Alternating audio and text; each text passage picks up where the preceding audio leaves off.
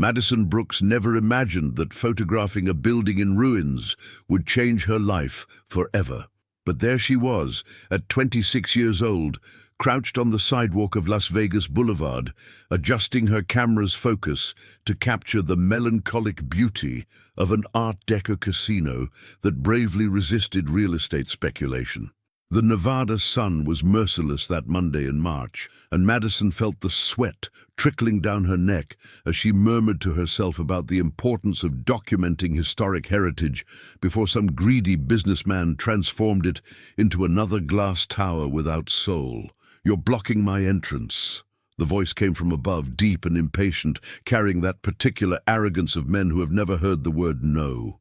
Madison raised her eyes, shielding them from the sun with her hand, and found a tall man in an impeccable grey suit and an expression that suggested being there at that exact moment, talking to her, was the last thing he wanted to do in the universe. James Walker.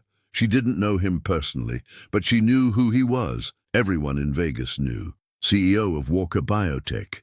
Billionaire magnate, the kind of man who appears on the cover of Forbes magazine with a calculated smile and a caption that says something like, "The relentless genius of American pharmaceuticals." Madison studied him for 3 complete seconds, noticing the expensive Italian shoes, the discreet Rolex on his wrist, the tense jaw of someone who makes decisions affecting thousands of lives before breakfast.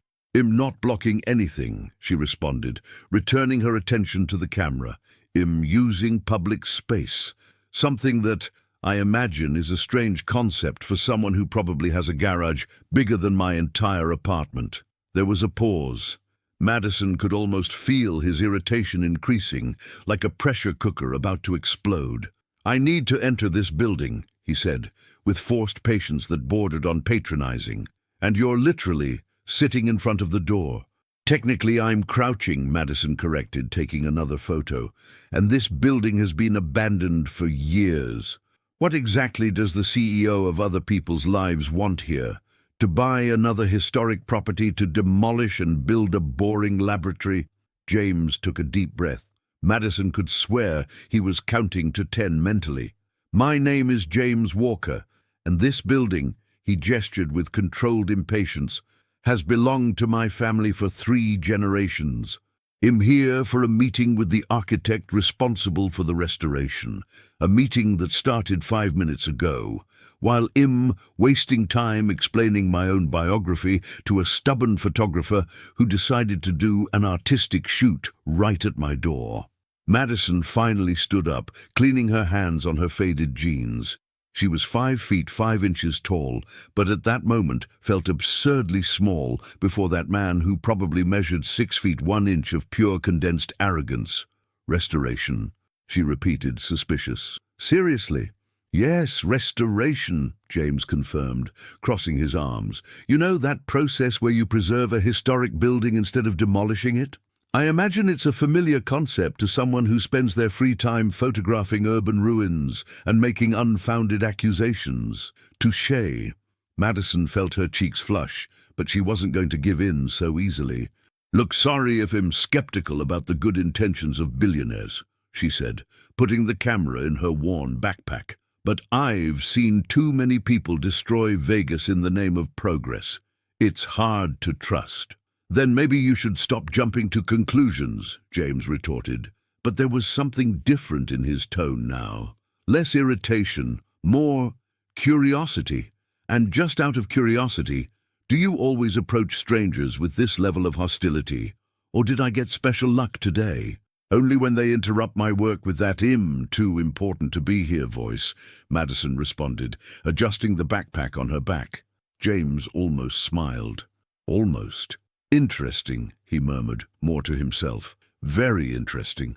Before Madison could ask what exactly was interesting, the casino door opened and a grey-haired man appeared, smiling. "James, I thought you'd given up. And who is this charming young lady?" "Nobody," James and Madison said at the same time, then looked at each other with a mixture of surprise and irritation. The architect laughed, clearly sensing the tension. Well, nobody, you have good taste. This casino is a rare gem. If you want, you can join the tour. It's always good to have more people interested in historic heritage. Madison hesitated. Every cell in her body was screaming for her to refuse, grab her things, and leave before she did something embarrassing, like admit she was wrong about this James Walker guy. But curiosity was stronger. And let's face it, the chance to see the interior of that casino was irresistible. "I'd love to," she said, completely ignoring the look of disbelief James gave her. And so, between dusty corridors and creaky wooden staircases, Madison Brooks discovered three fundamental things about James Walker. First, he knew absurdly more about Art Deco architecture than any billionaire CEO had the right to know. Second, when he talked about historic preservation, his eyes shone with a genuine passion that contrasted completely with his corporate coldness. And third, perhaps the most disturbing, he had a crooked and rare smile that made her stomach tie in a strange knot. 2 hours later, when they left the casino, the sun was milder and Madison found herself thinking that maybe, just maybe, she had judged James Walker too quickly. "Thanks for letting me tag along," she said a bit awkwardly, and, sorry for being kind of aggressive at the beginning." James observed her for a long moment, those brown eyes too analytical for her own good. "Are you a professional photographer?" he asked, completely ignoring the apology. "More or less. I work as a freelancer. I do shoots, events, that kind of thing. But my real project is documenting historic buildings before they disappear." "Interesting," James said again, and Madison began to wonder if that was the only word he knew to express emotions. "Do you have a portfolio?" "I have an Instagram. Why?" James took a card from his suit's inner pocket and extended it to her. Heavy, elegant, minimalist. "Of course. Send your work to this email. I'm looking for someone to photograph the restoration process of this and other properties that the family foundation is recovering." Madison took the card as if it were a grenade about to explode. "Are you offering me work?" "I'm offering an opportunity," James corrected, already moving toward a black and gleaming car that probably cost more than her parents' house in Henderson. "If you're good enough, maybe it'll become real work." And before Madison could respond, he got in the car and disappeared into the Las Vegas traffic chaos, leaving her there, standing on the sidewalk, with a business card in hand, and a very strange feeling that her life had just taken a completely unexpected turn. When she got home that night, Sophie, her best friend and roommate, was in the kitchen making instant ramen and scrolling through her Instagram feed. "You won't believe the day I had," Madison announced, throwing her backpack on the couch and letting herself fall beside it. "Tell me while I eat this masterpiece of college cuisine," Sophie said, bringing 2 steaming mugs of ramen. "Were you arrested for trespassing? Did you fight with some inspector? Did you find out that beautiful building on Fremont finally became a parking lot?" "Worse," Madison said, taking the mug and blowing the steam. "I met James Walker." Sophie almost spit out her noodles. "James Walker, the hot and arrogant billionaire who was on the cover of Fortune last month? That James Walker? The very one. And he offered me work. Wait, how? Why? Tell me everything now." And Madison told her, from the disastrous meeting on the sidewalk to the casino visit and the mysterious business card. Sophie listened with wide eyes, occasionally interrupting with comments like, "I can't believe you called him CEO of other people's lives, and girl, you have a special gift for creating embarrassing situations." "So," Sophie concluded when Madison finished, "are you going to send your portfolio?" "I don't know," Madison admitted, stirring the already cold noodles. "Here's exactly the type of man I hate. Rich, arrogant, probably thinks he can buy everything and everyone. And he has that way of looking at you as if calculating your market value. But you said he was nice during the casino visit." "He was, which only makes everything more confusing." Sophie smiled, in that Machiavellian way that always predicted bad ideas. "Girl, I think you're scared." "Scared? Of what?" "Of liking him." Madison threw a pillow at her friend. "I met him literally 6 hours ago, and we spent 4 of those 6 hours arguing." "Exactly," Sophie said, dodging the pillow easily. Everyone knows that intense arguments are practically emotional foreplay. Enemies to lovers is the best trope of all time for a reason. You read too much romance, and you're too stubborn to admit when a man interests you. Madison didn't respond because, deep down, in the very hidden depths of her chest, Sophie was right. There was something about James Walker, beyond the arrogance and expensive suits, that intrigued her. The way he talked about architecture with that contained passion. The rare smile that completely transformed his face. The sharp intelligence she could feel behind every calculated word. But that didn't mean anything. Madison had plans, goals, a career to build. She wasn't going to let herself be distracted by a brown-eyed billionaire just because he had good taste for historic properties. Definitely not. Probably not. Maybe not. Oh, damn. When the contract comes with emotional clauses not provided.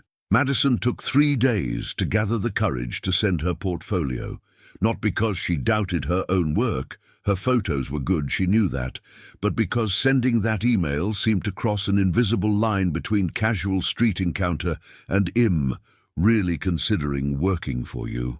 Sophie, of course, didn't help at all, walking through the apartment corridors, humming irritating romantic songs and making not-so-subtle comments about certain brown-eyed billionaires. When she finally pressed send at 2 in the morning on a Thursday, Madison immediately regretted it. But it was too late. The email was there, navigating through cyberspace toward James Walker's inbox, carrying with it her work, her hopes, and a professional message that she rewrote 17 times to sound confident without seeming arrogant. The response arrived at 8:15 the next morning. Madison was still in her pajamas, drinking reheated coffee and fighting with Max, her mixed-breed dog, who had stolen a piece of toast from the table. Your work is competent. Meeting Monday, 9 o'clock, Walker Biotech headquarters. Bring ideas. James Walker.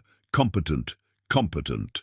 Madison reread the email 5 times, oscillating between indignation and that silly joy of having managed to impress one of the country's most demanding businessmen.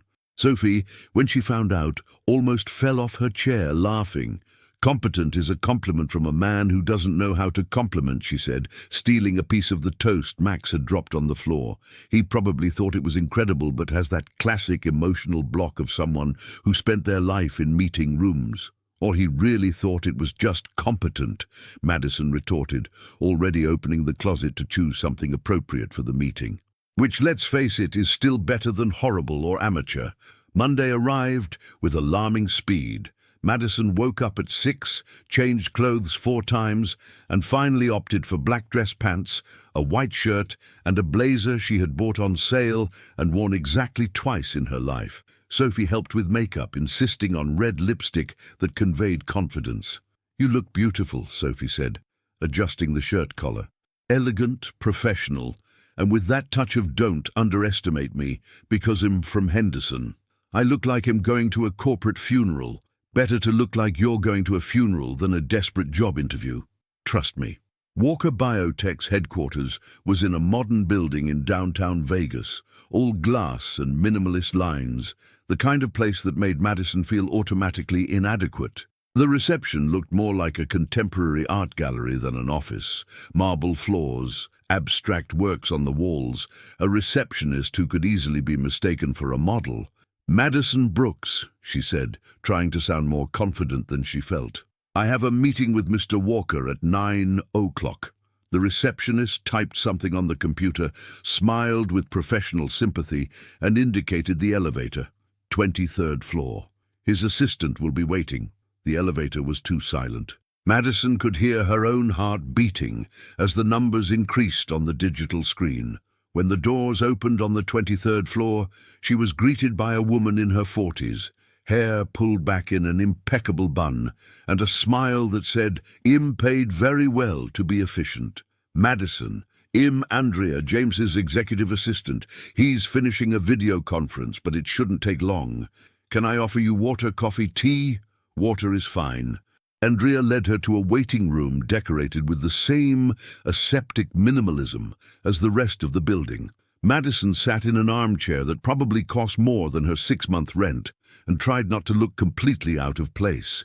10 minutes later, the office door opened and James appeared, accompanied by an older man in a pinstripe suit. They were discussing something about patents and schedules, but James interrupted the conversation as soon as he saw Madison.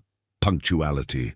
"Good start," he said, and for the first time she noticed an almost smile at the corner of his mouth. "Henry, this is Madison Brooks, the photographer who will document the restoration project. Madison, this is Henry Walker, my father."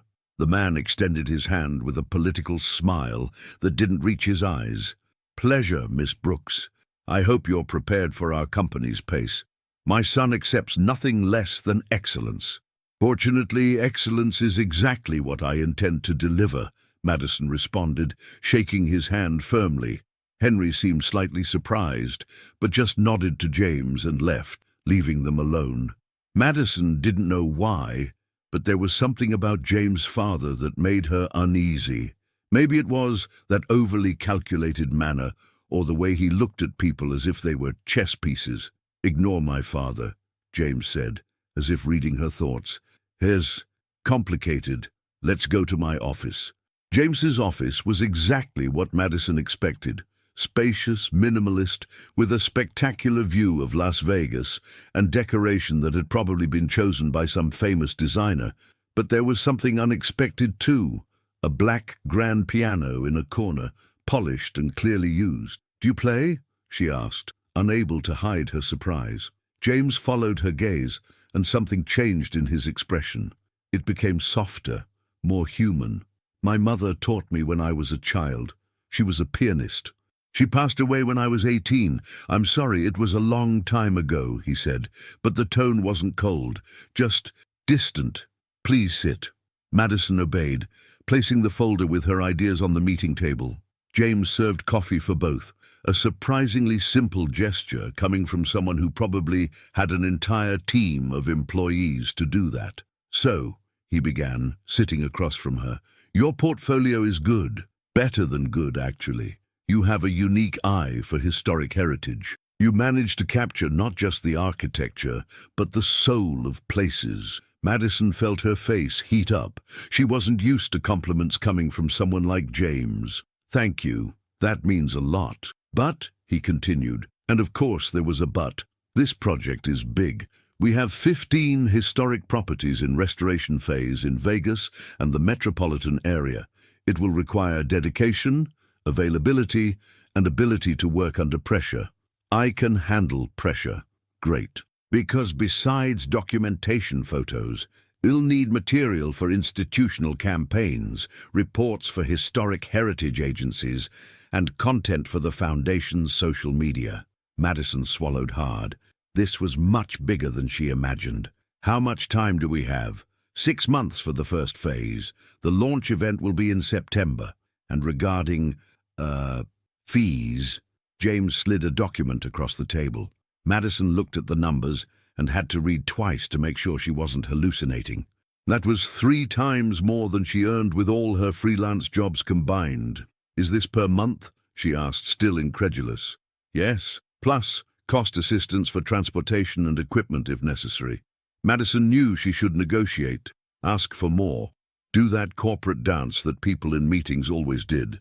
But she also knew this was the kind of opportunity that appears once in a lifetime. "I accept." James extended his hand. "Welcome to the team." When their fingers touched, Madison felt an electric shock that definitely wasn't in the contract. By James' eyes, she realized he had felt it too, but neither said anything. They just remained there, hands intertwined a second longer than professionally acceptable, until James pulled away and began explaining the next steps of the project. 3 weeks later, Madison was completely immersed in the work. She spent her days visiting construction sites, photographing each stage of restoration, and meeting the team of architects, engineers, and restorers that James had assembled. It was exhausting work, but rewarding in a way she had never experienced. And, to her complete confusion, she was seeing James much more frequently than expected.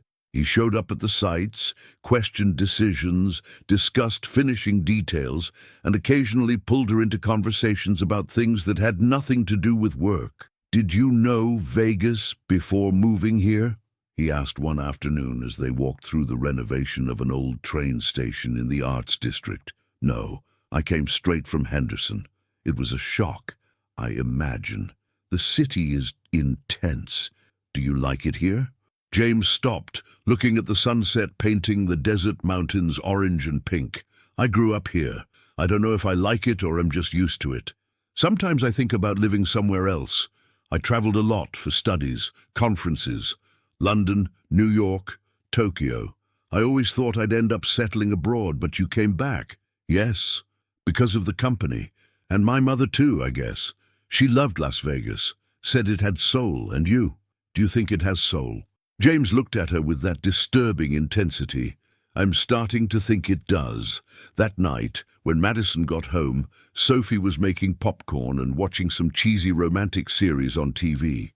"So," her friend began, with that tone of someone who already knew the answer, "how's work with the business Prince Charming?" "Stop calling him that." "Why? It's not a lie. He's handsome, rich and mysterious, just needs a castle. He has a mansion in Summerlin. I think that counts." Sophie almost choked on the popcorn. "You went to his house?" "No, I mean not yet. He mentioned he has an office there too. Why are we having this conversation? Because you're blushing and smiling like a fool." "I'm not." "You are. Girl, you're in love." "I'm not in love," Madison protested, but her voice came out less convincing than intended. "We're working together. It's professional. Nothing is professional when unresolved sexual tension is involved." "Sophie." "What? Am I wrong? I bet you two keep staring at each other intensely while discussing, I don't know, support beams or whatever architects get obsessed with." Madison threw a pillow at her friend, but couldn't hold back the laughter. Because Sophie wasn't completely wrong.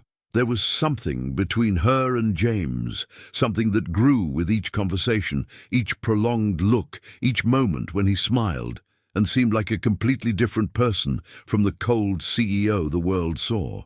But Madison was afraid of getting involved with someone so different from her, afraid this was just an illusion, and mainly afraid of getting hurt. Because James Walker wasn't just a handsome and intelligent man. He was complicated, marked, clearly fighting against internal demons she barely began to understand. And Madison, against all common sense, was starting to care about that. A lot. When business dinners transform into emotional battlefields. The invitation arrived by email on a rainy April morning. Formal, elegant, and absolutely terrifying.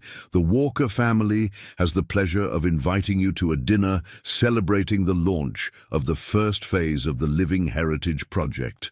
Location, Walker Mansion, Summerlin. Dress code, business casual. Date, Saturday, 7 o'clock.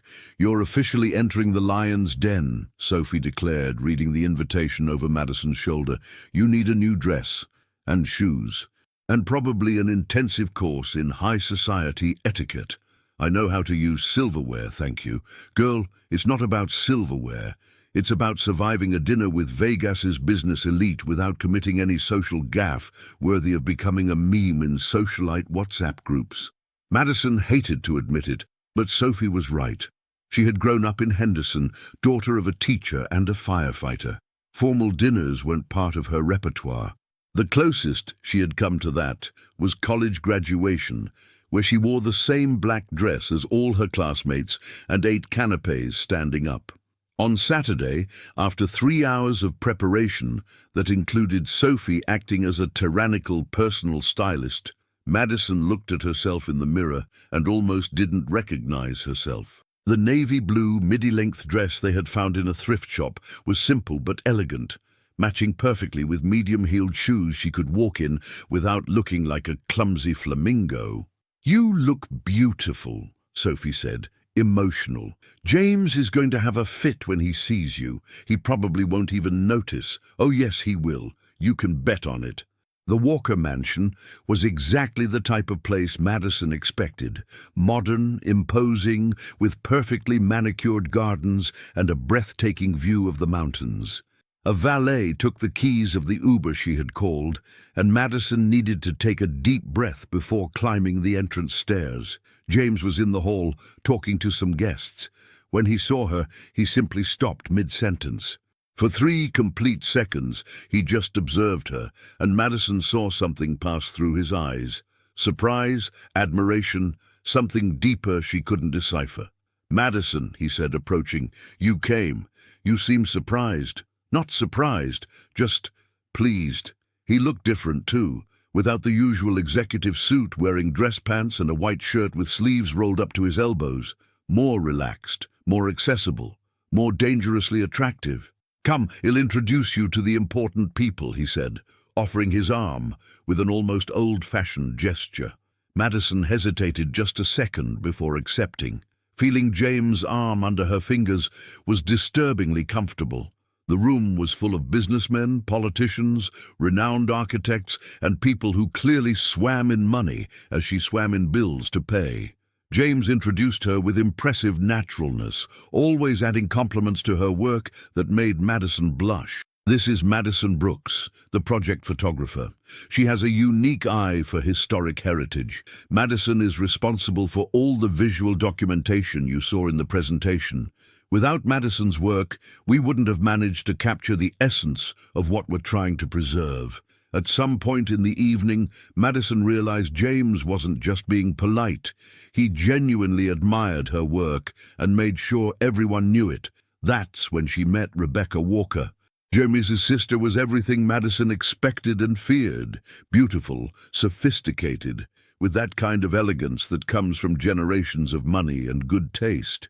She appeared with a champagne glass in hand and a smile that didn't reach her eyes. "So you're the famous photographer," Rebecca said, examining Madison from top to bottom. "James doesn't stop talking about your work. I hope good things." "Oh, always. My brother is very generous with compliments when he's excited about a project or about a person." There was something in Rebecca's tone that made Madison feel like an insect under a microscope. "It's an incredible project," Madison responded, keeping her voice steady. "Your brother assembled an exceptional team." "Yes, he has a talent for recognizing potential," Rebecca agreed, but there was something venomous in the way she said it. Even when potential comes from unexpected contexts. There it was, the subtle reminder that Madison didn't belong to that world. "If you're insinuating I'm unqualified for not having been born with a silver spoon," Madison said, surprised by her own courage, "I can guarantee my work speaks for itself." Rebecca arched a perfectly drawn eyebrow.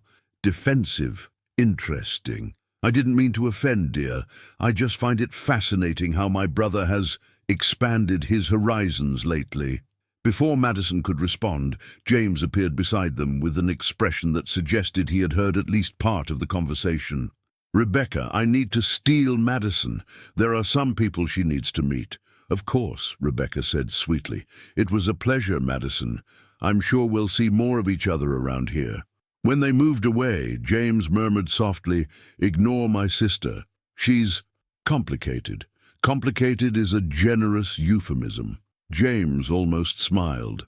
"She's used to having control over everything in the family. My personal life particularly irritates her." "And am I part of your personal life?" The question came out before Madison could filter it. James stopped, turning completely to face her. "I'd like you to be." The air seemed thinner suddenly. Madison could hear her own heart beating, too loud in her chest. "James!"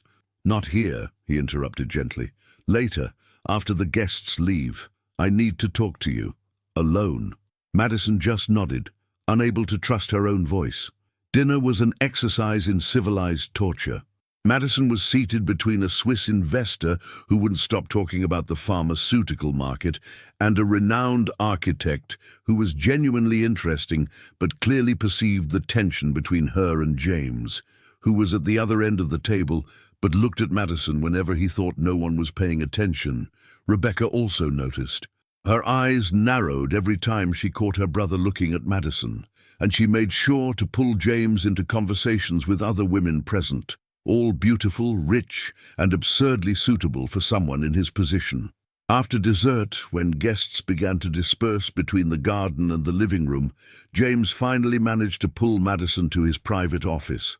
It was a surprisingly cozy space, shelves full of books, a worn leather sofa, that piano she had seen in the company office. "Do you play here too?" she asked, trying to disguise her nervousness. "When I need to think, or not think, depends on the day." He served 2 glasses of whiskey and offered one to her. Madison accepted, despite not being a big fan of strong drinks. But at that moment she needed liquid courage. "So," she began, "you said you needed to talk to me." James took a sip of whiskey, as if he also needed courage. "Madison, I'm not good at this, at talking about feelings. About things that aren't contracts or schedules or profit margins," I noticed. He smiled, that rare smile that transformed his entire face. "But I need to be honest with you. Since that day in front of the casino, since you called me CEO of other people's lives and looked at me as if I were just another arrogant businessman, I can't stop thinking about you." Madison felt the ground disappear beneath her feet.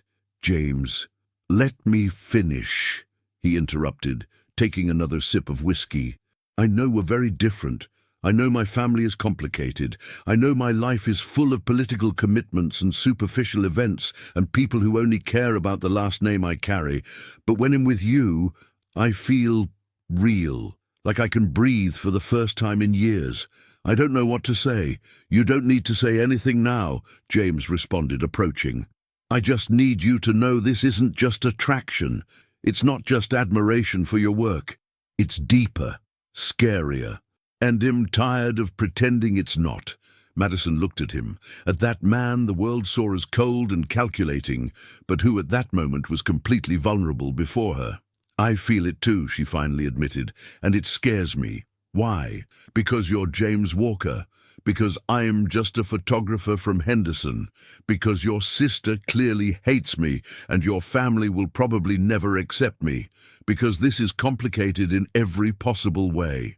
James put his glass aside and took her hands. "What if I didn't care about any of that? You should, but I don't care. And you know why? Because for the first time in my life, I'm feeling something real. Something that has nothing to do with strategy or convenience or maintaining appearances. I'm feeling something for you, Madison Brooks, and that's infinitely more valuable than my family's approval." And then he kissed her. It was different from any kiss Madison had ever experienced. Intense, almost desperate, as if James was trying to express everything he couldn't put into words. She responded with the same intensity, drowning all fears and doubts in the sensation of his lips against hers. When they finally separated, both were breathless. "That was," Madison began. "It was," James agreed, smiling in a way she had never seen. Happy, genuinely happy. But happiness lasted only until the office door opened and Rebecca appeared, stopping abruptly upon seeing the scene.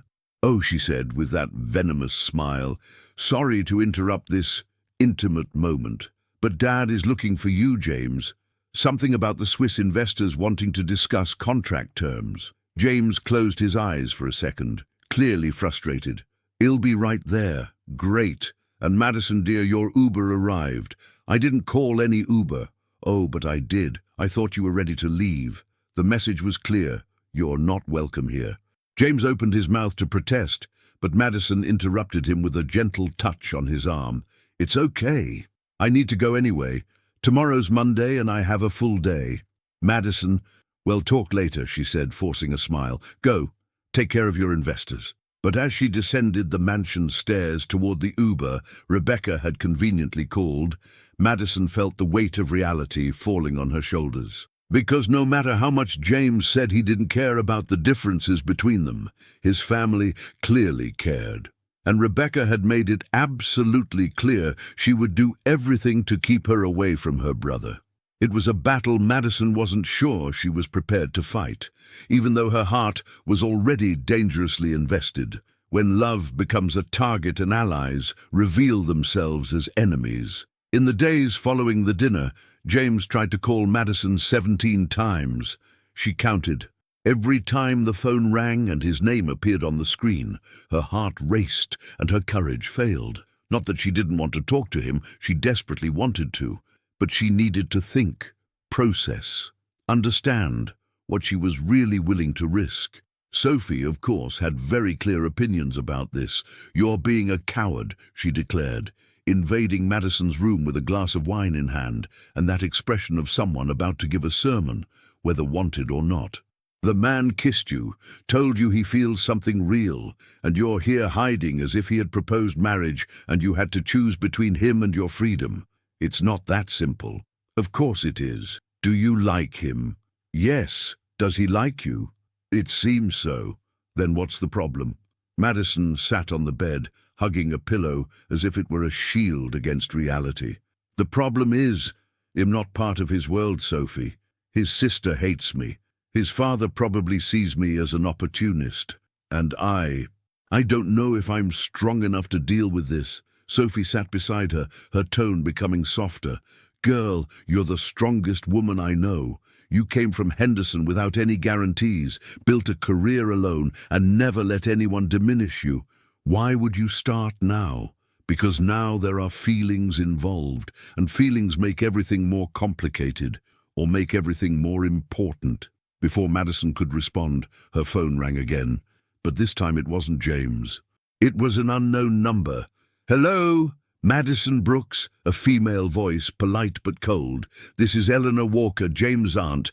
I know we haven't formally met, but I need to talk to you. It's urgent." 30 minutes later, Madison was in a charming cafe in downtown Summerlin, sitting across from a woman in her 60s, elegant in a timeless way, with perceptive eyes that seemed to see through any facade. "Thank you for coming," Eleanor said, stirring her coffee with a silver spoon. "I imagine you're wondering why an unknown Walker called you for a mysterious meeting. Curiosity is my favorite flaw." Eleanor smiled, genuinely. "I understand why my nephew fell in love with you. You have backbone." Madison felt her face heat up. "In love is a strong word. It's the right word. I've known James since he was born. I saw this boy grow up under my brother's brutal pressure, saw him lose his sweetness after my sister-in-law died, saw him transform into a colder version of himself. Until you appeared, I didn't do anything special. Yes, you did. You looked at him as a person, not as a last name. You challenged him, didn't idolize him. And from what I heard, you also gave him quite the cold shoulder after Saturday's dinner." Madison swallowed hard.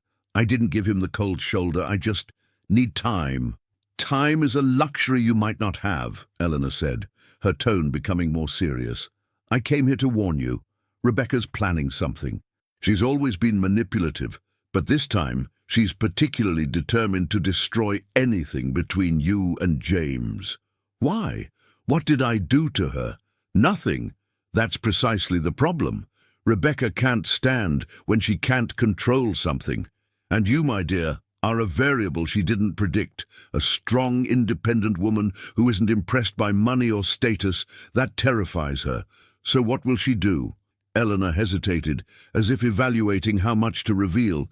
"She's spreading rumors, saying you're an opportunist, that you're using James to climb in life. She's also pressuring Henry, my brother, to force James to terminate your contract and distance you from the project." Madison felt her stomach turn.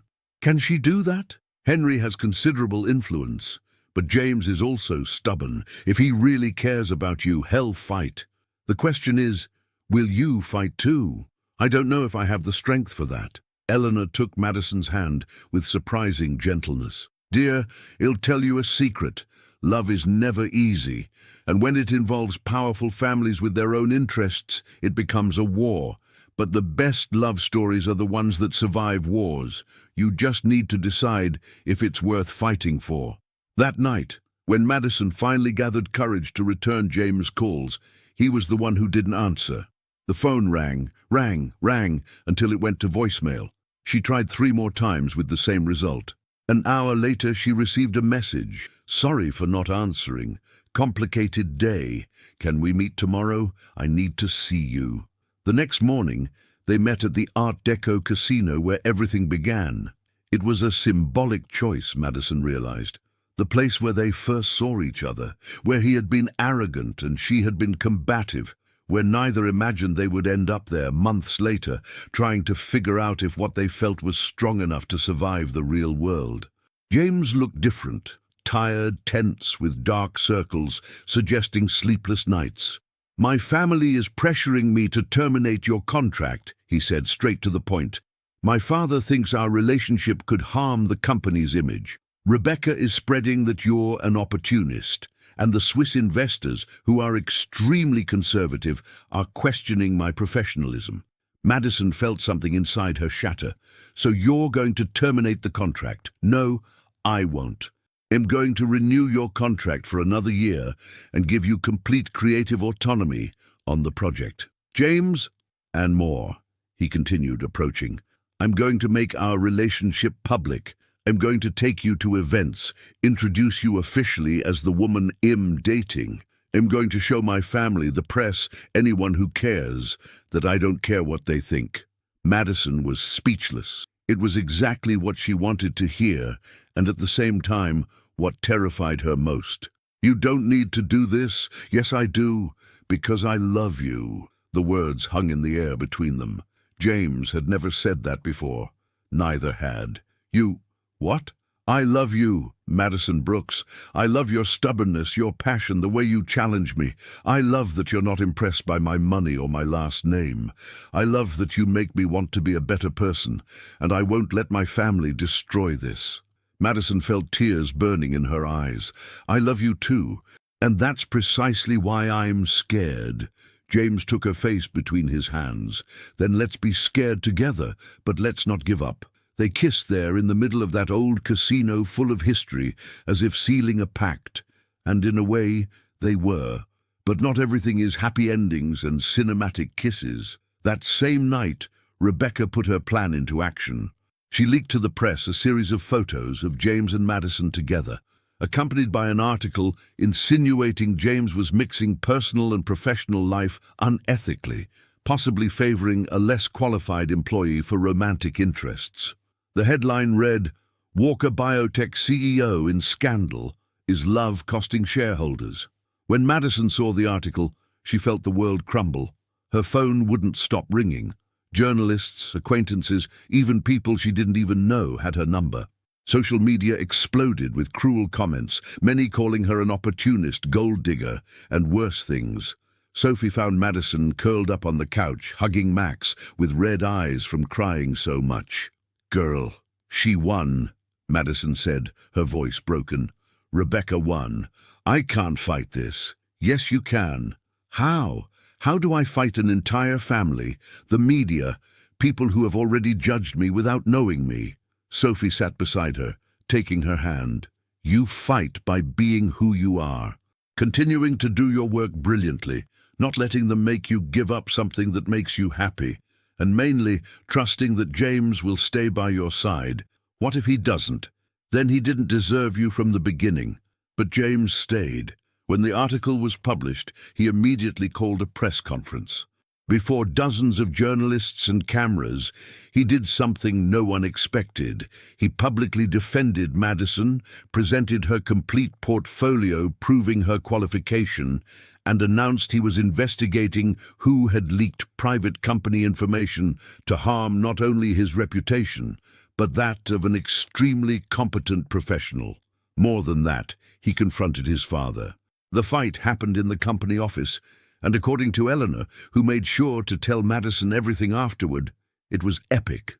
"I've never seen my nephew yell at Henry like that," she said, half proud, half worried. "He said if the family didn't accept you, he would leave the company, that he wasn't going to live a life controlled by appearances and politics, that he'd rather lose everything than lose you." "He can't leave the company," Madison protested.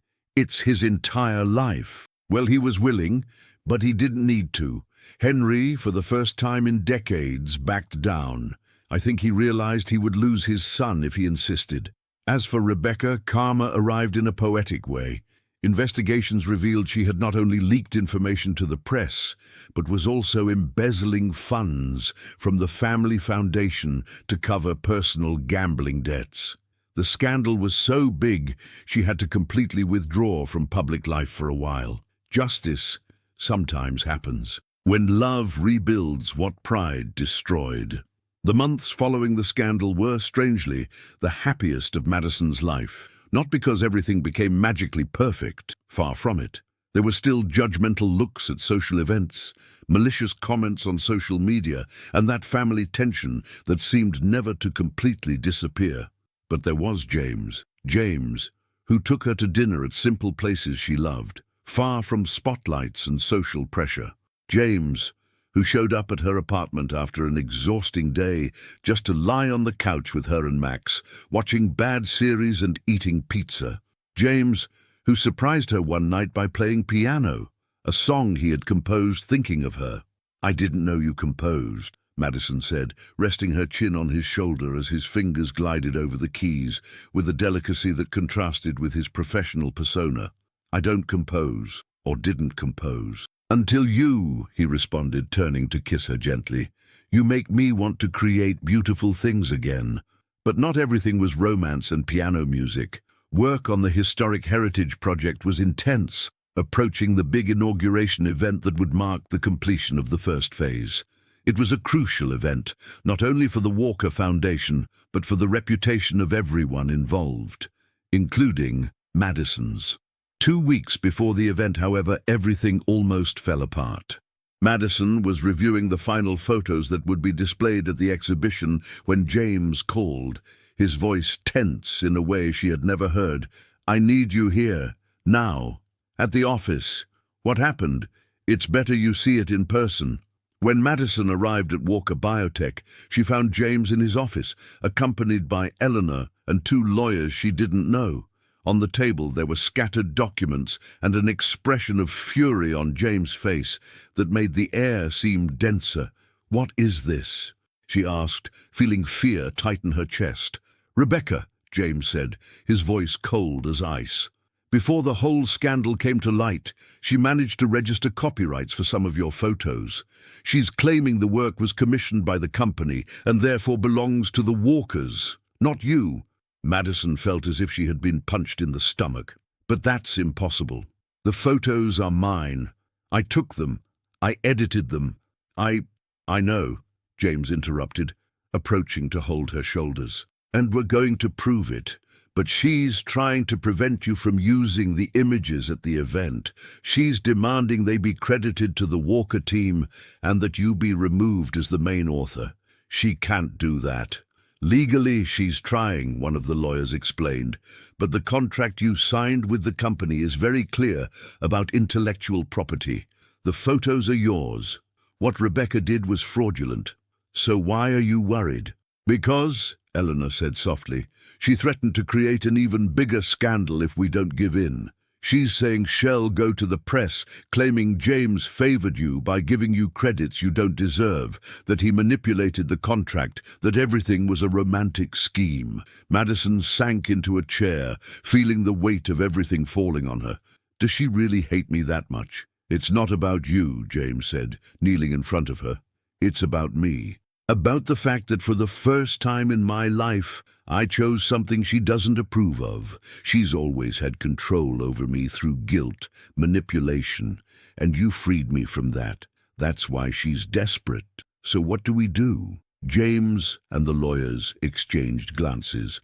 "We have 2 options," one of them said. "We can fight in court, which will take months and possibly ruin the event.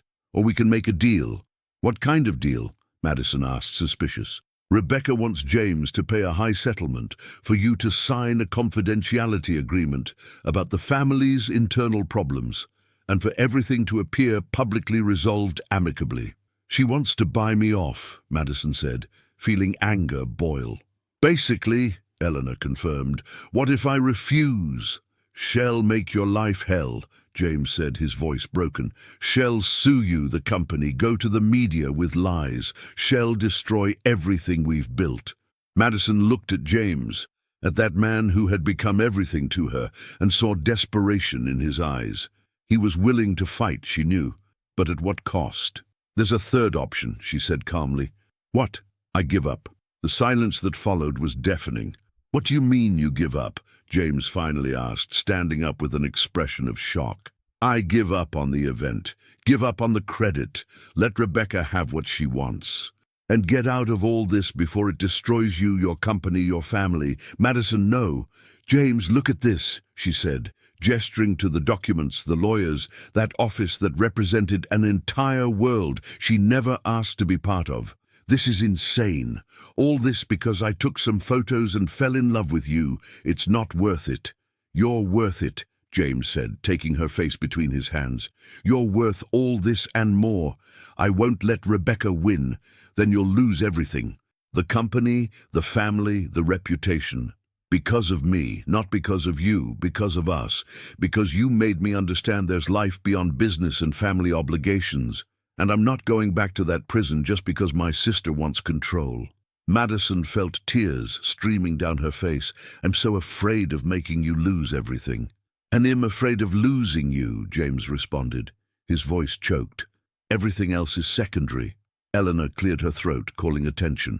If you'll allow me a less dramatic suggestion, she said, with a touch of humor, how about we simply call a family meeting and I put my brother and niece in their proper places? After all, I'm still the oldest shareholder of the foundation, and I have some interesting information about the last 2 decades of questionable decisions they would love to keep secret. James and Madison looked at her, surprised.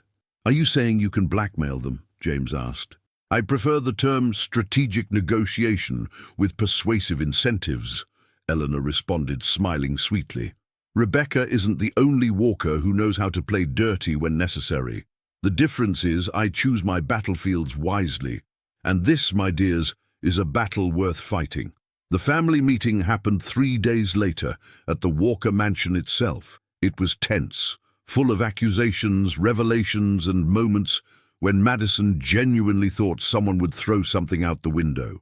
But Eleanor kept her word. With a combination of documented evidence and very elegant veiled threats, she managed to make Henry and Rebecca back down. Rebecca had to sign a statement admitting the attempted copyright fraud. Henry had to publicly accept that Madison was a qualified professional and that her relationship with James didn't negatively affect the family's business. And both had to agree not to interfere anymore in James's personal life. It was a victory, but it cost. That night, after everything was over, James and Madison were sitting in the mansion garden, looking at Las Vegas lights blinking in the distance. Your family will never fully accept me, will they? Madison asked. Probably not, James admitted. But Eleanor likes you, and I love you. That's enough. Is it really? James pulled her close, kissing her forehead. It has to be, because the alternative is a life without you. And that, Madison Brooks, is not a life I want to live. The inauguration event happened 2 weeks later. It was an absolute success. Madison's photos were displayed in a gallery specially set up for the occasion, each properly credited, each telling the story of heritage being saved from oblivion. Businessmen, architects, politicians, everyone praised the work. But for Madison, the most important moment was when a 10-year-old girl, daughter of one of the project's architects, stopped in front of one of the Art Deco casino photos and said to her mother, "When I grow up, I want to be a photographer and take beautiful pictures like this that make people remember important things." At that moment, Madison understood everything had been worth it. The fights, the scandals, the fears. Because she had managed to do what she always wanted, tell stories through images, preserve memories, make a difference. And she had done it, being exactly who she was. At the end of the night, when the last guests had left and they were alone in the middle of the empty gallery, James took Madison's hand. "There's something I want to show you," he said. He led her to the last room of the exhibition, one that had been closed during the entire event. When he opened the door, Madison gasped. It was an entire room dedicated to them. Photos of them both working together, moments someone had captured without them realizing. James pointing at something in a project while she photographed. Madison laughing at some joke he had made. The two looking at each other with that intensity she now recognized as love. And in the center of the room, an enlarged photo, The two of them at the Art Deco casino on that first day, when they were still just an arrogant CEO and a stubborn photographer who had no idea what the future held. "Who took these photos?" Madison asked, her voice choked. "Eleanor. She's been following me around for the past few months, apparently. Said she wanted to document the humanization of my robotic nephew," James responded, smiling. "But I think she just wanted to make sure this was real. And is it? Real?" James turned her to face him, those brown eyes shining with an emotion he no longer tried to hide. "It's the realest thing that's ever happened to me." They kissed there, surrounded by images of their own story, by memories of a journey that had been so much more complicated than either of them imagined, but also more rewarding. Because sometimes love isn't easy. Sometimes it requires you to fight against powerful families, against social prejudices, against your own fears. But when it's the right love, every battle is worth it. And Madison Brooks and James Walker had just proven exactly that. Epilogue. 18 months later, when endings transform into beginnings. The morning was clear when Madison woke up, the sun coming through the windows of the new apartment, more spacious, more beautiful, but still in the same neighborhood she loved, because some things don't need to change just because life improved. James was still sleeping beside her. His face relaxed in a way she now knew only happened on weekends, when he didn't need to be the impeccable CEO and could be simply human. Max was at the foot of the bed, snoring softly, completely adapted to James's presence, and Winston, his grumpy bulldog, who surprisingly had become best friends with the smart, mixed breed. Madison got up carefully not to wake James, grabbed the camera that always stayed on the nightstand, and went out to the balcony. Las Vegas was awakening, that city of contrasts she had learned to love, not despite its complications, but because of them. Her phone vibrated. Message from Sophie. "Don't forget today's the big day. I'm so anxious I didn't sleep. You're going to rock as always." How could she forget? In a few hours, they would inaugurate the Walker Brooks Cultural Center, the Foundation's most ambitious project yet. An old set of industrial warehouses transformed into free cultural space, with art gallery, creative workshops, and educational programs for youth from underprivileged communities. The name had been Eleanor's idea, a way to symbolize the union of two families, two worlds, a love story that had changed not only James and Madison's lives, but everyone around them. "Admiring yourself awake?" James' voice came from behind, hoarse with sleep. Madison turned, smiling. "Can't sleep. Too anxious." He hugged her from behind, resting his chin on top of her head. "It'll be perfect, like everything you do." "Nothing I do is perfect. It is to me." They stayed like that for a few minutes, just hugging, watching the city wake up. It was in these moments of comfortable silence that Madison most felt how much things had changed. 18 months ago, she was terrified at the idea of getting involved with James Walker. She thought she wouldn't be strong enough to deal with the pressures that would come, but she had been, and so had he. Together, they had faced complicated families, social pressure, public judgments, and not just survived, thrived. The Historic Heritage Project had expanded to other cities. Madison now led a team of 5 photographers and was nationally recognized for her work. She had given lectures, participated in international exhibitions, written articles about cultural preservation.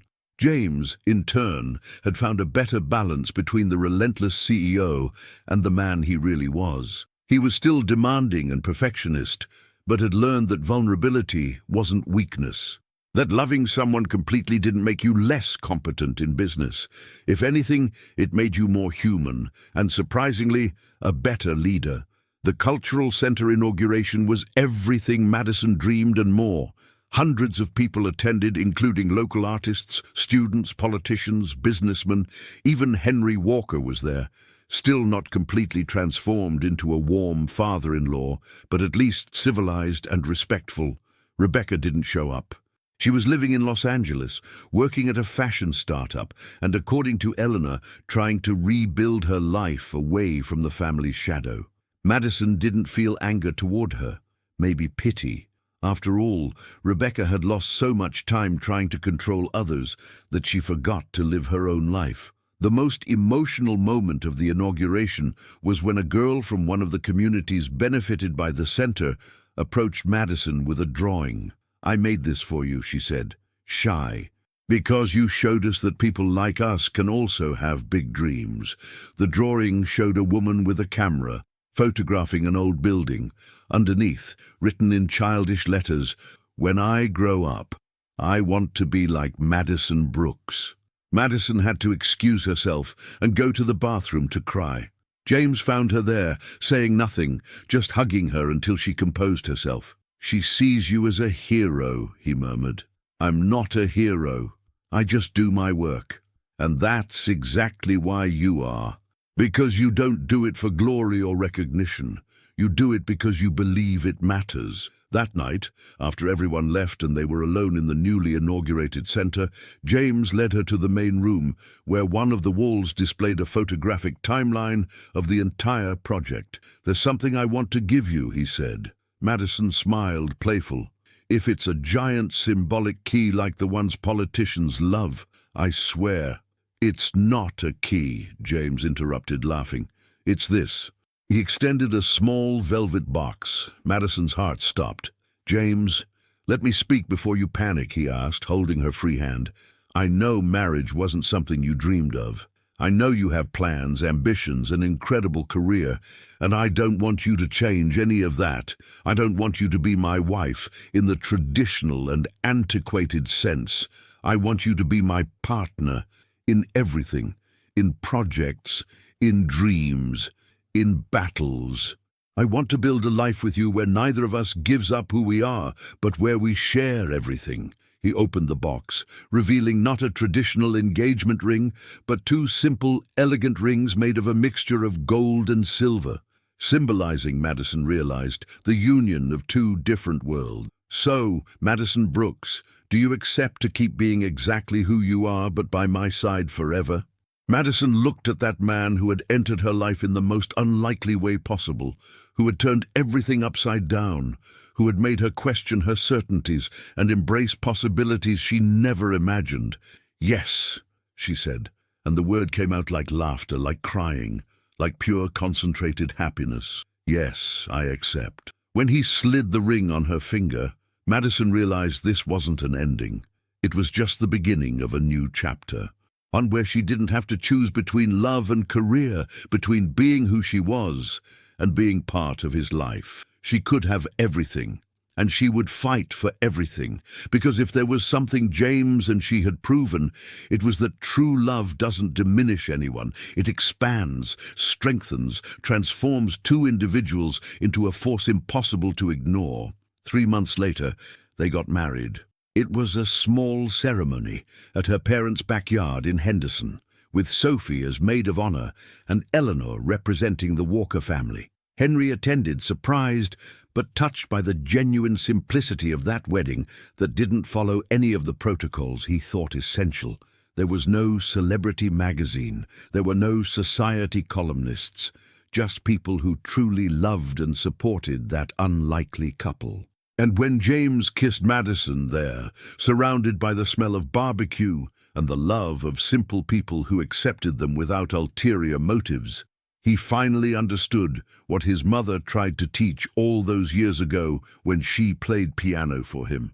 That the best things in life don't come with price tags or social status. They come from the heart. Years later, when Madison published a photo book documenting their entire journey, from the accidental meeting at the Art Deco casino to the creation of the cultural center, she included a simple dedication.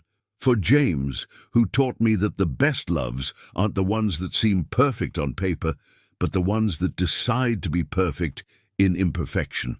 And for all women who think they need to choose between being loved and being themselves, you deserve both. Never accept less." So did you enjoy this story? If the answer is yes, I would love for you to subscribe to the channel, give it a like, and hit the bell to not miss any updates. By doing so, you'll be helping not only me, but also other people like you to receive good stories like this one. After all, everyone deserves a dose of romance, drama, and happy endings earned with lots of sweat and some tears. Until the next story.